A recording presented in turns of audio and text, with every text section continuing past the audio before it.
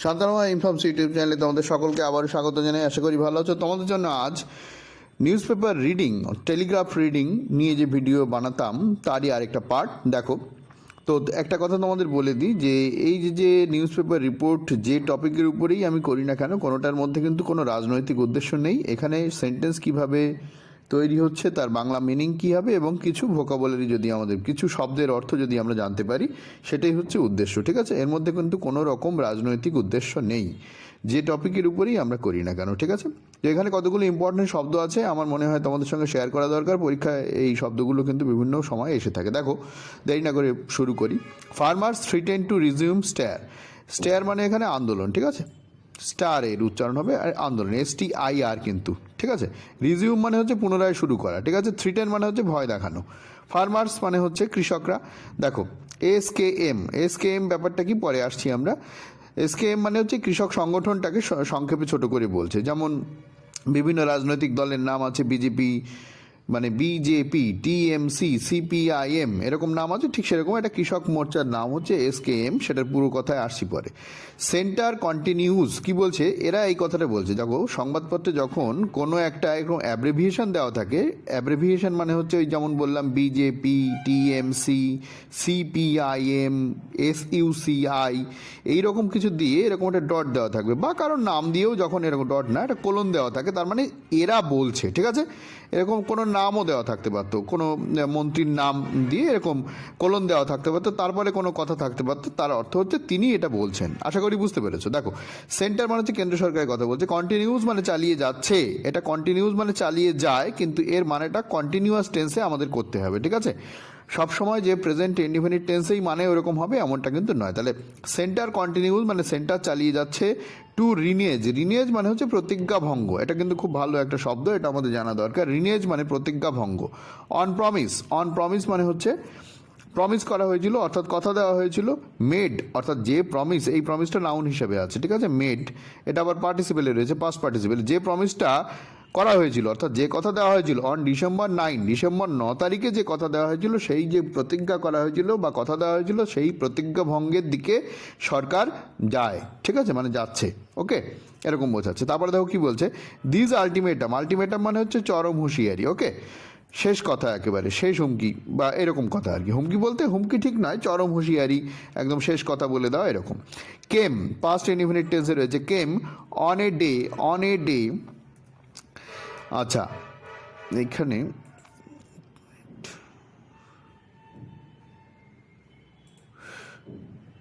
দেখো, আলটিমেটামটা হচ্ছে চরম হুঁশিয়ারি। এই কেমটা হচ্ছে পাস্ট ইনডিফিনিট টেন্সে রয়েছে। ঠিক আছে, আচ্ছা, অন এ ডে কোন দিনে এই চরম হুঁশিয়ারিটা তারা দিয়েছে।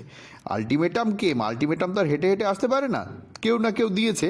তো ইংরেজিতে আলটিমেটামের পরে এই এই ভার্ব বসে, কিন্তু তার অর্থ হচ্ছে চরম হুঁশিয়ারি দেওয়া হয়েছে। ঠিক আছে, অন এ ডে কোন দিনে দেওয়া হয়েছে। দেখো, প্রেসিডেন্ট রামনাথ কোবিন্দ অ্যাড্রেস মানে সম্বোধন করেছিলেন। প্রেসিডেন্ট রামনাথ কোবিন্দ সম্বোধন করেছিলেন জয়েন্ট সিটিং সম্বোধন করেছিলেন।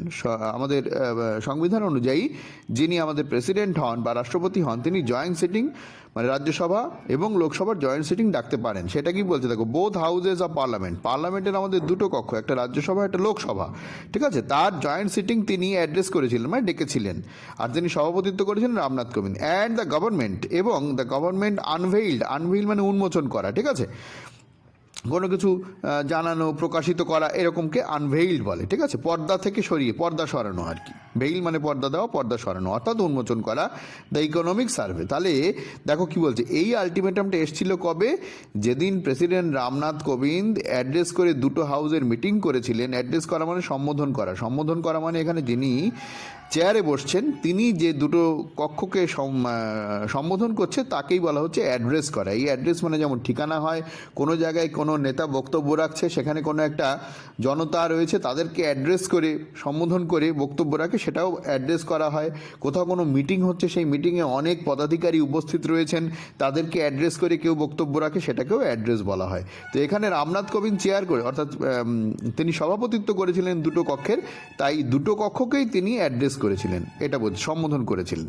তাহলে তিনি যেদিন সম্বোধন করলেন এবং সরকার যেদিন ইকোনমিক সার্ভে প্রকাশ করলো, তার ঠিক সেই দিনই অন এ ডে, সেই দিনই এই আলটিমেটামটা তারা দিয়েছে কৃষকরা, সেই দিনই। ঠিক আছে, দেখো পরের অংশটা। এবারে SKM এর পুরো অর্থটা দেখো, দা সম্মুখ কিষাণ মোর্চা। ঠিক আছে, উচ্চারণ অন্যরকম হতে পারে, বিভিন্ন প্রদেশে এই উচ্চারণ অন্যরকম হয়। আচ্ছা, তো এই কিষাণ মোর্চা কি বলছে দেখো, হুইচ স্পেয়ার হেডেড মানে হচ্ছে অগ্রণী ভূমিকা নেওয়া। আর একটা বিশেষ ইম্পর্টেন্ট শব্দ, যে শব্দটা কিন্তু সিনোনিম অ্যান্টোনিমের ক্ষেত্রে আসতে পারে। স্পেয়ার হেড মানে হচ্ছে অগ্রণী ভূমিকা নেওয়া। The year long farmers movement, এখানে আরেকটা জিনিস আমাদের জানার, সেটা হচ্ছে দেখো ফার্মার্স মুভমেন্ট। দেখো ফার্মার্সের পরে অ্যাপোস্ট্রফি এসটা কীভাবে দেওয়া হয়েছে এসের পরে, কেন? তার কারণ ফার্মার্সটা বহু বচন, তাই যদি একজন ফার্মারের ব্যাপার হতো তাহলে অ্যাপোস্ট্রফি এসটা এখানে না দিয়ে এখানে দেওয়া হতো। ঠিক আছে, এটা অনেকেই জানো, আগেও অনেক ভিডিওতে বলেছি, আর একবার বললাম। তাহলে দেখো হুইচ মানে কাকে বোঝাচ্ছে? এই কিষাণ মোর্চাকে বোঝাচ্ছে। ঠিক আছে, SKM যেটা আর কি। স্পেয়ার হেডেড মানে অগ্রণী ভূমিকা নিয়েছিলেন, পাস্ট ইনডিফিনিট টেন্সে রয়েছে। দ্য ইয়ার লং মানে বর্ষব্যাপী, ইয়ার লং মানে বর্ষব্যাপী। ফার্মার্স মুভমেন্ট মানে কৃষকদের যে আন্দোলন, সেই আন্দোলন। অন মন্ডে মানে সোমবারে, সেইড বলেছেন, কি বলেছেন? It would have no option, তাদের হাতে কোনো অপশান থাকবে না। দেখো এই ব্যাপারটা একটুখানি বুঝে নাও, এটা ন্যারেশন করা হয়েছে। দেখো এই যে বলেছেন, পাস্ট ইনডিফিনিট টেন্সে রয়েছে। দেখো আর আমি এখানে মানেটা কি করছি, তাদের হাতে কোনো অপশান থাকবে না। তোমার কি মনে হচ্ছে এটা ফিউচার ইনডিফিনিট টেন্সে আছে? দেখো যখন এইরকম ন্যারেশন করে দেওয়া হয় তখন উইলটা উড হয়ে যায়, শ্যাল উইল যাই থাক উড হয়ে যায়। ঠিক আছে, কোনো কোনো ক্ষেত্রে শুডও হয়, রেয়ার কেস। যাই হোক, তাহলে দেখো ইট উড হ্যাভ মানে যেহেতু এটা পাস্ট টেন্সের ঘটনা, ফিউচারের মতো করে বলতে হচ্ছে। ঠিক আছে, it would have no option, তাদের কোনো অপশান থাকবে না, হ্যাভ মানে থাকা। ঠিক আছে, বাট টু রিজিউম মানে এর আগেও আমি বলেছি পুনরায় শুরু করে। ঠিক আছে, রিজামশান করে কেউ ধরো চাকরি ছেড়ে দিল, তাকে আবার সরকার ডেকে নিল, বা সে আবার আসলো সরকারের কাছে, সরকার তাকে আবার তার চাকরিটা রিজামশান করলো বা রিজিউম করালো। ঠিক আছে, সেক্ষেত্রেও কিন্তু এই শব্দ ব্যবহার হয়, পুনরায় শুরু করা। ঠিক আছে, আচ্ছা, দ্য অ্যাজিটেশন মানে উত্তেজনা, এখানে আন্দোলনের কথা বলা হচ্ছে। অ্যাজ নরেন্দ্র মোদী গভর্নমেন্ট, যেহেতু নরেন্দ্র মোদীর সরকার কন্টিনিউজ, দেখো এটা আবার ব্র্যাকেটের মধ্যে বলছে, মানে ওদের বক্তব্য। ঠিক আছে, এখানে আর কোনো টেন্সের পরিবর্তন, ন্যারেশন পরিবর্তন হয়নি, টেন্স না সরি ন্যারেশনের পরিবর্তন হয়নি, ওই জন্য কোটেশনের মধ্যেই রয়েছে। দেখো কন্টিনিউজ মানে চালিয়ে যাচ্ছে, কন্টিনিউজ টু রিনেজ মানে চালাচ্ছে, রিনেজ করতে। রিনেজ করা মানে কি বললাম, একটু আগেই বলেছি, প্রতিজ্ঞা ভঙ্গ করা। খুব ভালো ইংরেজি মনে রাখা দরকার, পরীক্ষায় আসে। অন দ্য প্রমিসেস এখানে নাউন ফর্মে আছে। ঠিক আছে, অন দ্য প্রমিসেস মানে যে প্রমিস তাদেরকে করা হয়েছিল। মেড টু, এটা আগেও আমরা পেয়েছি, মেড টু মানে করা হয়েছিল, পাস্ট পার্টিসিপেলে রয়েছে। টু প্রোটেস্টিং ফার্মার্স, কাদের কাছে করা হয়েছিল, এটা কিন্তু মেড টু, এই প্রমিস মেড মানে কথা দেওয়া হয়েছিল, এর মানে হচ্ছে তাই। ঠিক আছে, এইটুকুর মানে হচ্ছে দ্য প্রমিসেস মেড টু মানে কথা দেওয়া হয়েছিল। এবার কাদের কাছে কথা দেওয়া হয়েছিল এইটা বোঝানোর জন্যে এই অ্যাপ্রোপ্রিয়েট প্রিপোজিশন টু বসলো। প্রোটেস্টিং ফার্মার্স, প্রোটেস্টিং এটা আবার দেখো প্রেজেন্ট পার্টিসিপেলে রয়েছে। প্রোটেস্টিং ফার্মার্স মানে হচ্ছে যেসব ফার্মার্সরা প্রোটেস্ট করছিল, অর্থাৎ প্রতিবাদ করছিল। এই প্রোটেস্ট করা মানে প্রতিবাদ করা। অন ডিসেম্বর 9 অর্থাৎ ডিসেম্বর 9 তারিখে তাদেরকে কথা দেওয়া হয়েছিল। আর রিনেজ মানে হচ্ছে চুক্তি ভঙ্গ করতে চলেছে। যে কন্টিনিউজ মানে হচ্ছে করে চলেছে, টু রিনেজ চুক্তি প্রতিজ্ঞা ভঙ্গ করা মানে কথা যা দিয়েছিল সেখান থেকে সরে আসা ইত্যাদি বোঝায়। অন দ্য প্রমিস মানে যে কথা দেওয়া হয়েছিল কাদেরকে, টু প্রোটেস্টিং ফার্মার্স মানে যে সমস্ত ফার্মার্সরা তখন প্রোটেস্ট করছিল। তারপরে দেখো কি বলছে, দিজ আলটিমেটাম কেম মানে এই চরম হুঁশিয়ারি তারা দিয়েছে। কেম মানে এসেছে মানে দিয়েছে। ঠিক আছে, অন এ ডে রামনাথ, এটা আগেও আমরা পেয়েছি। On a day president Ramnath Kovind address করেছে, এটা পাস্ট ইনডিফিনিট টেন্সে রয়েছে। এই joint sitting of both houses of পার্লামেন্টের রাজ্যসভা লোকসভা দুটো নিয়েই সিটিং করেছেন জয়েন্ট। অ্যান্ড দ্য গভর্নমেন্ট এবং সরকার আনভেইল্ড উন্মোচন করেছেন দ্য ইকোনমিক সার্ভে যখন উন্মোচন করেছেন যেদিন, সেই দিনই তারা এই চরম হুঁশিয়ারি দিয়েছে। ঠিক আছে, কারা দিয়েছে? সেই কৃষক সংগঠনরা দিয়েছে যে তারা আবার আন্দোলন চালিয়ে যাবে। এই আন্দোলন অনেকদিন চালিয়েছিলেন, সরকার তাদের কথা দিয়েছিল, এগুলো তোমরা নিশ্চয়ই জেনেছো বা শুনেছো। দেখো তারপরে কি বলছে, neither the presidents speech neither মানে কি, নাইদার মানে কোনোটাই না। ঠিক আছে, আইদার মানে দুটোর যে কোনো একটা। ঠিক আছে, আর নাইদার মানে কোনোটাই না। তাহলে নাইদার দ্য প্রেসিডেন্ট স্পিচ মানে প্রেসিডেন্টের যে বক্তব্য সেটাও না, নর দ্য ইকোনমিক সার্ভে অথবা ইকোনমিক সার্ভেও না, মেনশনড আবার ভার্ব এটা। ঠিক আছে, এটা কিন্তু ভার্ব, পাস্ট ইনডিফিনিট টেন্সে রয়েছে। মেনশনড ফার্মার্স কি ডিমান্ড, ফার্মার্সের যে কি মানে এখানে চাবি না, কি মানে হচ্ছে মূল যে দাবি, সেই দাবিগুলো কেউ উল্লেখ করেনি, তাই বলছে এখানে। ঠিক আছে, দেখো আবার বলছি, নাইদার প্রেসিডেন্ট স্পিচ মানে প্রেসিডেন্টের স্পিচও নয়, নর দ্য ইকোনমিক সার্ভেও না মেনশন উল্লেখ করেছে, ঠিক আছে, মেনশন মানে উল্লেখ করা, এটা পাস্ট করা হয়েছে ইডি যোগ করে। মেনশন উল্লেখ করেছে, কি উল্লেখ করেছে? দ্য ফার্মার্স কি ডিমান্ড, মানে কৃষকদের, দেখো আবার ফার্মার্সের কোথায় অ্যাপোস্ট্রফি বসাচ্ছে খেয়াল করো, ফার্মারদের, একজন কৃষক হলে কিন্তু অন্যরকম হতো, কি ডিমান্ড একজন কৃষক হলে এইখানটাতে অ্যাপোস্ট্রফি হতো, আর যেহেতু সবাই তাই মানে একাধিক কৃষক তাই এখানে অ্যাপোস্ট্রফি পরে হয়েছে, ঠিক আছে। আচ্ছা, ফার্মার্স কি ডিমান্ড মানে ফার্মারদের মূল যে ডিমান্ড দাবি, সেই দাবি কেউ মেনশন করেনি।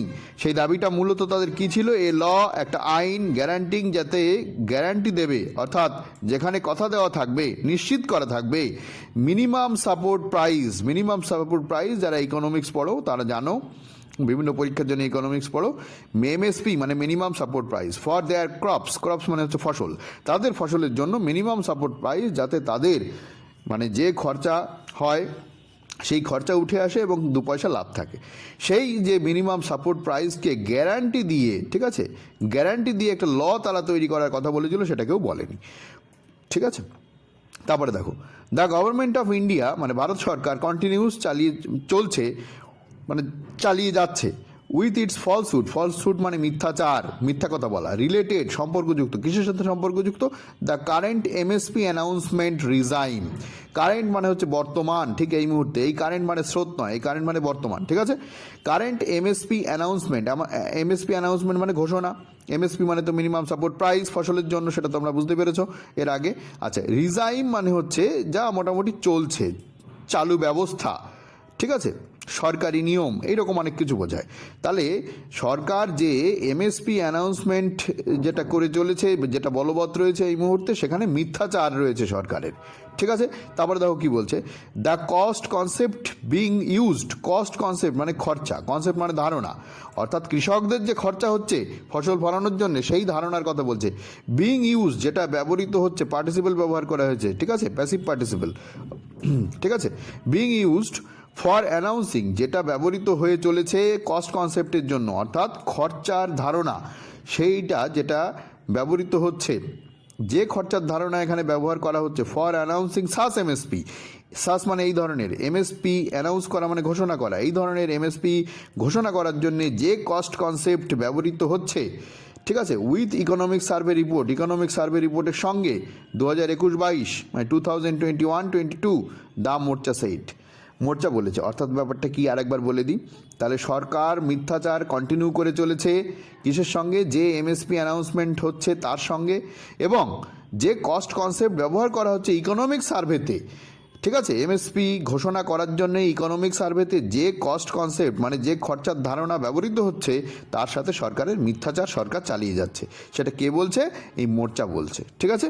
তারপরে দেখো কি বলছে, এবারে দেখো কোটেশনের মধ্যে রয়েছে the cost concept being used, যে কস্ট কনসেপ্ট ব্যবহৃত হচ্ছে, একটু আগেই বললাম এর মানেটা কি, কন্টিনিউস, টু বি যেটা চলছে, টু বি কী হিসেবে চলছে? দেখো টু বি মানে হচ্ছে, সেই কী হিসাবে চলছে, টু বি মানে এখানে হওয়া, ঠিক আছে। A2 plus family labour, A2 কী জিনিস সেটা পরে আসছি আমরা, পরে বলছে। A2 প্লাস ফ্যামিলি লেবার কমাদি বলছে ইগনোরিং মানে অবজ্ঞা করা হয়েছে, ঠিক আছে। আচ্ছা, কী অবজ্ঞা করা হয়েছে দেখো, C2 কস্ট প্রোডাকশনকে অবজ্ঞা করা হচ্ছে। ডিনাইং মানে হচ্ছে কি? অস্বীকার করে, এখানে ডিনাইং মানে অস্বীকার করা হচ্ছে। ফার্মার্স দেয়ার ট্রু এন্টাইটেলমেন্ট, ট্রু মানে প্রকৃত, এন্টাইটেলমেন্ট মানে প্রকৃত অধিকার তাদের যেখানে আছে, সেইটাকে কিন্তু অস্বীকার করা হচ্ছে এখানে, ঠিক আছে। ইট অ্যাডেড এরা বলেছে, মানে এই যে সংগঠন, ওই যে মোর্চা যারা, তারা এটা বলেছে। ইট অ্যাডেড, এই অ্যাডেড মানে যোগ করা, মানে আরও কিছু তারা যোগ করেছেন মানে বলেছেন। দেখো এবারে কি বলছে, A2 covers cost incurred by farmers. A2 যেটা, সেটা হচ্ছে কভার করছে, অর্থাৎ সেটার মানে বোঝাচ্ছে কস্টস মানে খরচাগুলো, কোন খরচা? ইনকার্ড মানে যে খরচা করেছে, বাই ফার্মার্স যে খরচা ফার্মাররা করেছে, ঠিক আছে। এই যে ইনকার, এটাও কিন্তু পাস্ট পার্টিসিপেলে রয়েছে, ঠিক আছে। অন ডিডস মানে কার্যকলাপ, তারা ফসল ফলানোর জন্য যে সমস্ত কাজকর্ম করেছে, তাতে যে খরচা তারা করেছে, সেই খরচাটা কে বলছে? A2-র মধ্যে পড়ছে। আরও কি আছে দেখো, ফার্টিলাইজার যদি খরচা করে, সেটাও A2-র মধ্যে। A2 কভার্স মানে A2 কভার করছে কি? Cost incurred by farmers on deed, অর্থাৎ ফার্মাররা নিজেদের যে কার্যকলাপ করছে ফসল ফলানোর জন্য, তাতে যে খরচা করছে, সেই খরচাটা এর মধ্যে রয়েছে। আর কি রয়েছে? ফার্টিলাইজারের খরচা রয়েছে, পেস্টিসাইডসের ফার্টিলাইজার মানে সার, পেস্টিসাইডস মানে হচ্ছে কীটনাশক যেগুলো, অ্যান্ড হায়ার্ড লেবার, এবং হায়ার্ড লেবার মানে হচ্ছে তাদের যে সমস্ত লেবার হায়ার করতে হচ্ছে, সে পয়সা দিয়ে করতে হয়, অর্থাৎ যেসব চাষ করার জন্য জন মজুর আনতে হচ্ছে, যাদের ওয়েজ আর্নার মানে যারা আর কি লেবাররা কাজ করছে, তাদের যে পয়সা দিতে হচ্ছে। হায়ার মানে হচ্ছে ডাকা হয়, হায়ার করা হয়, ঠিক আছে, সেইটা বলছে হায়ার্ড লেবার, ঠিক আছে, এটাও কিন্তু পার্টিসিপেলে রয়েছে। হায়ার্ড লেবার যাদের ডাকা হচ্ছে তাদের যে খরচা, সেই খরচাগুলো A2-র মধ্যে পড়ছে। হোয়াইল মানে যখন। C2 মানে কি বোঝাচ্ছে? রেফার। C2-তে বোঝাচ্ছে, রেফার করছে মানে বোঝাচ্ছে টু এ মোর কম্প্রিহেন্সিভ রেঞ্জ, সেটা আরও কম্প্রিহেন্সিভ মানে হচ্ছে ব্যাপক, রেঞ্জ মানে পরিসর, ইনক্লুডিং যার মধ্যে রয়েছে দ্য ইম্পুটেড কস্ট, অর্থাৎ যেটা ইনভেস্ট করা হচ্ছে সেই কস্ট মানে খরচ, অফ ক্যাপিটাল যেটা খরচা করা হচ্ছে, অর্থাৎ তাদের যে মূলধন খরচা করা হচ্ছে সেইটাকে বলছে, C2-র মধ্যে রয়েছে। আর কি বলছে?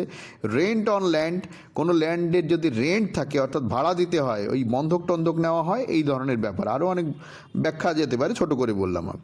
অ্যান্ড ইন্টারেস্ট, এবং ইন্টারেস্ট দিতে হয় অন ওন্ড ল্যান্ড, মালিকানাধীন যে সমস্ত জমি, সেখানে কোথাও কোথাও হয়তো ইন্টারেস্ট দিতে হয়, আমার এটা সঠিক জানা নেই, যা বলা হয়েছে সেটার মানে করছি। অ্যাজ রিকমেন্ডেড, যেটা রিকমেন্ডেড হয়েছিল অর্থাৎ সুপারিশ করা হয়েছিল by national commission for farmers, দ্বারা যে সুপারিশ করা হয়েছিল, এই যে রেন্টের ব্যাপারটা বলছে, তারপরে বলছে ইন্টারেস্ট অন ওন ল্যান্ড, এই সবগুলো বোঝা যাচ্ছে যে এটা রিকমেন্ড করা হয়েছিল, রিকমেন্ডেড মানে সুপারিশ করা হয়েছিল, এটাও কিন্তু পার্টিসিপেলে রয়েছে, ঠিক আছে।